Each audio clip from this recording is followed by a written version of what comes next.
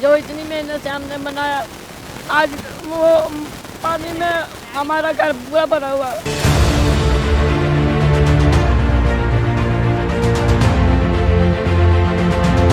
ना एमएलए को, ना पार्षद को, ना किसी को कोई डिपार्टमेंट नहीं आता है। आते हैं अपने फोटो खिंचवाए चल दिए।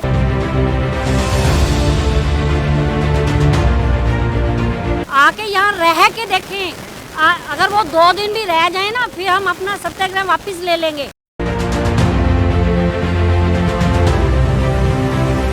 सीवर का पानी निकल के आ रहा है घरों में, पिछले 3 महीने हो गए हैं, कोई सुनवाई नहीं हो रही है।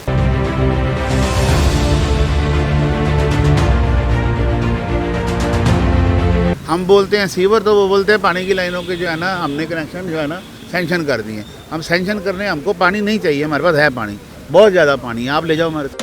नमस्कार दर्शकों, आपका स्वागत है आपके अपने चैनल जागरूक दिल्ली में। भारत की राजनीति में सत्याग्रह का बहुत अहम रोल है। जब भारत में अंग्रेज़ों ने अपना कब्जा कर रखा था, तो उनको भगाने के लिए महात्मा गांधी के द्वारा सत्याग्रह आंदोलन चलाया गया। उसी से प्रेरित होकर आज इंदिरा विहार के लोगों ने अपनी समस्याओं को लेकर, जो कि जनप्रतिनिधि नहीं सुन रहे, उनके विरुद्ध एक सत्याग्रह आंदोलन चला रखा है, जिसके तहत कॉलोनी के सभी वासी सत्याग्रह कर रहे हैं और रोड पे आके बैठे हैं।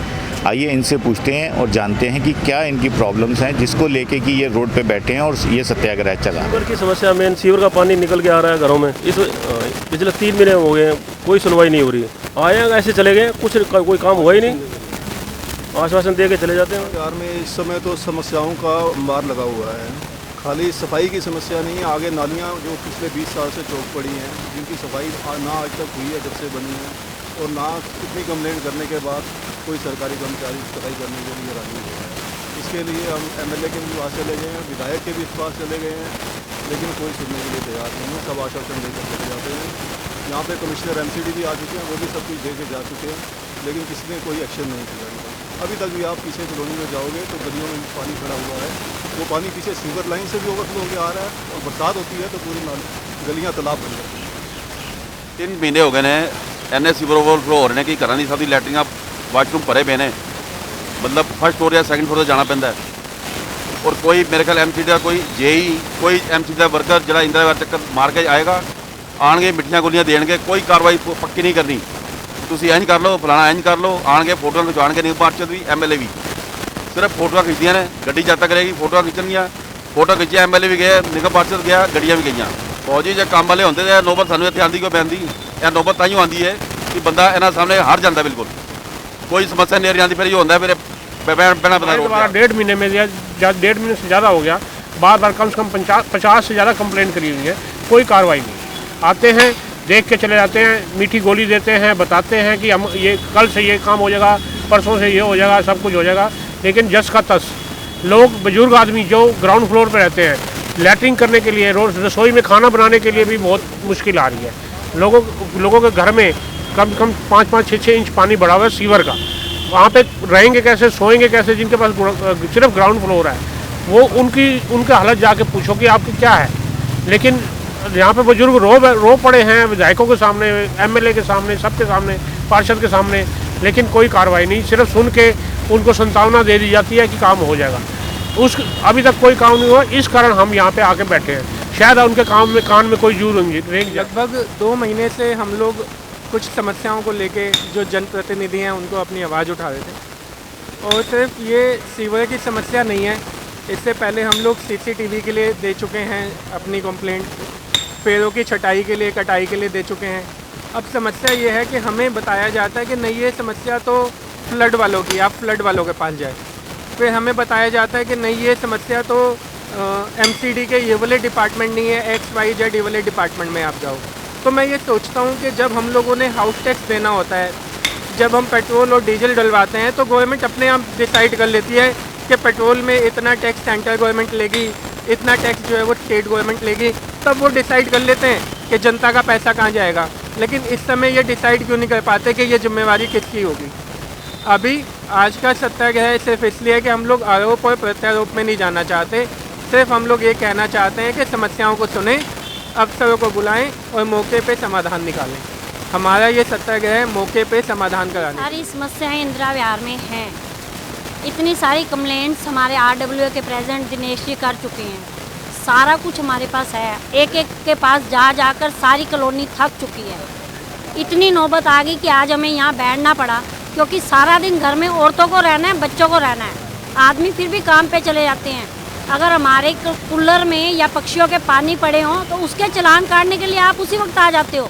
और ये जो अब हमारे घरों में गंदा सीवरेज का पानी भरा पड़ा है, या हमारी कॉलोनी में इतनी जगह पानी का रुका हुआ है, उनका चालान नहीं दिखता है, उनके कोई निदान नहीं दिखता है किसी को, ना MLA को, ना पार्षद को, ना किसी को, कोई डिपार्टमेंट नहीं आता है। आते हैं, अपने फ़ोटो खिंचवाए, चल दिए। आके यहाँ रह के देखें, अगर वो 2 दिन भी रह जाए ना, फिर हम अपना सत्याग्रह वापस ले लेंगे। वो यहाँ आके रह के देखें कैसे हम रह अपनी इन 15 समस्याओं के ऊपर बात करनी है, अपनी कॉलोनी की समस्याओं पर।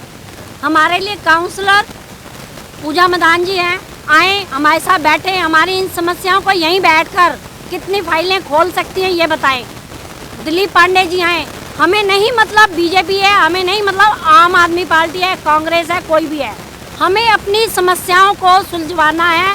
जो डिपार्टमेंट जिसके अंडर आता है वो यहाँ आए और हमारी समस्याएं सुने, यहीं बैठकर हमारे को समाधान करके दें। और जब तक नहीं देंगे, अगर दिनेश भाटिया जी अनशन पे बैठे हैं तो हम सारे उनके साथ बैठे हैं। अब कोई ऑप्शन ही नहीं है छोड़ा किसी ने हमारे लिए। सब कुछ बहुत ज़्यादा बुरी हालत है इंदिरा विहार की। 3 महीने हो गए, बच्चे बुज़ुर्ग लोग नीचे ग्राउंड फ्लोर पे रहते हैं, उनको बहुत सारी प्रॉब्लम्स फेस करनी पड़ रही हैं।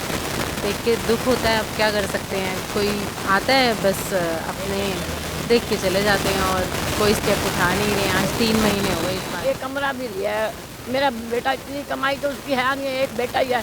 आदमी को 15 साल हो गए गुजरे, और हम कहाँ जाएँ, कहाँ घर को छोड़ के। जो इतनी मेहनत से हमने बनाया, आज वो पानी में हमारा घर पूरा भरा हुआ। वैसे तो कहते हैं स्वस्थ भारत, स्वच्छ भारत, लेकिन यहाँ बिल्कुल इसका 1%, 0.0% भी इसका वो नहीं है। सफाई का ध्यान नहीं रखा जाता, और सफाई नहीं होगी तो मलेरिया, डेंगू, चिकनगुनिया वगैरह सब फैलेंगे। ये छोटे छोटे बच्चे हैं घरों के अंदर, क्या इफेक्ट पड़ेगा उन पर। इसलिए प्रार्थना यही है कि नेता लोगों से कि हमारे इंदिरा विहार का विकास करें। और अभी जो है ये नगर निगम के चुनाव होने हैं जो फरवरी-मार्च 2022 में ड्यू हैं। अभी हम कोई ऐसा नेता चुनना चाहते हैं जो हमारे इलाके का सुधार कर सके। कि ऐसा है, दिलीप पांडे जो हमारे विधायक हैं, MLA साहब, पहले हम परिचित नहीं थे, ये नए आए हैं। सिर्फ हवा को देख के लोगों ने इनको वोट चुना है। अगर वो हमारे पहले से ही परिचित होते तो शायद ना जीत पाते, अगर हम जानते भी इस तरह का है। जो नेता जीतने के बाद एक दिन भी हमारे इलाके में ना आया हो, उसका हम क्या वोट देंगे आगे से। मनोज तिवारी हालांकि जो हमारे MP हैं, वो भी वायदा करके थे कि हम आएंगे आपके पास जीतने के बाद। मंदिर वाले प्रधान जी ने को वायदा किया था उन्होंने कि हम एक बार ज़रूर आएंगे आपके इलाके। उनको समय तो नहीं होता, इतना बड़ा एरिया है उनका, लेकिन एक बार ही दर्शन देते हैं हमें। एक बार भी अगर आए ना तो भी हमारा मन प्रसन्न हो जाए पब्लिक का कि देखो हमारे नेता आए हैं। कोई भी नेता, ना पूजा, ना हमारे निगम पार्षद, ना हमारे MLA, ना हमारे MP, कोई भी नहीं आए।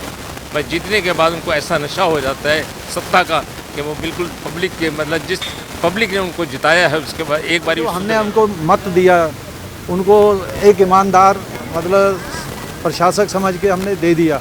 जब जनता सब कुछ दे रही है, टैक्स दे रही है अपनी ईमानदारी, तो उनका भी फर्ज बनता है। कितने लोग नहीं दे रहे, उनका क्या बिगाड़ रही है। जो दे रहे हैं उनका हमेशा ही बिगड़। इसलिए बैठे हैं जी कि हमारी कॉलोनी में इस टाइम बिल्कुल नरक वाला जीवन है।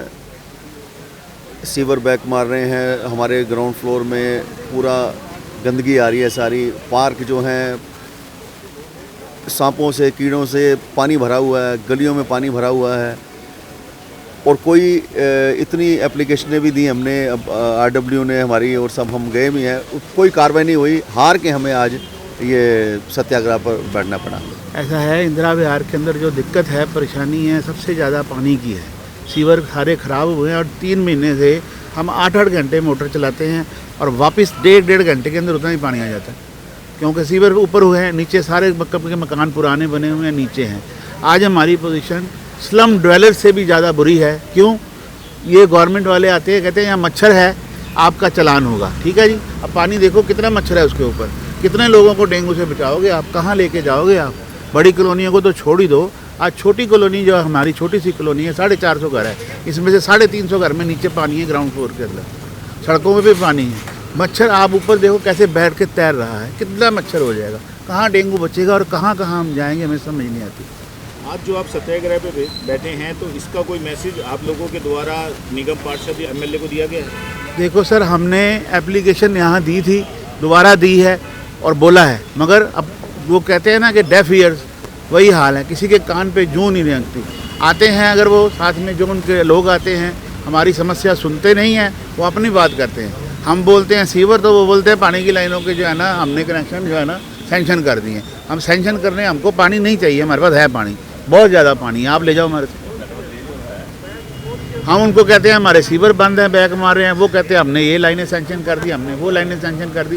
सर जब तक उसकी इम्प्लीमेंटेशन नहीं होगी तो क्या फ़ायदा है उसका, आप बताइए, कोई फ़ायदा नहीं है। अब तो यहाँ की पार्षदा भी आप पार्टी में चली गई हैं और विधायक भी आप पार्टी के हैं, दोनों एक ही ग्रुप के हैं, ये भी नहीं कह सकते एंटी ग्रुप है, तब भी कोई कार्य नहीं, कोई कार्य नहीं हो रहा सर, कोई कार्य नहीं हो रहा। हमने पीछे पांडे साहब को भी बुलाया, उनको भी बुलाया, सब आके देख के गए हैं। हमने बल्कि मकानों की वीडियो बना के उनको भेजी है कि ये हालत देखो क्या है, कोई फ़ायदा नहीं भाई, कोई यूज़ नहीं। हम वाकई ही बहुत परेशान हैं और यकीन मानो कि ये स्लम ड्वेलर्स को जितनी फैसिलिटी देते हैं ना, आज हमारे को उतनी देते तो हम अपने आप ही करवा लेंगे सारा कुछ। हमारी हालत उनसे भी बदतर है।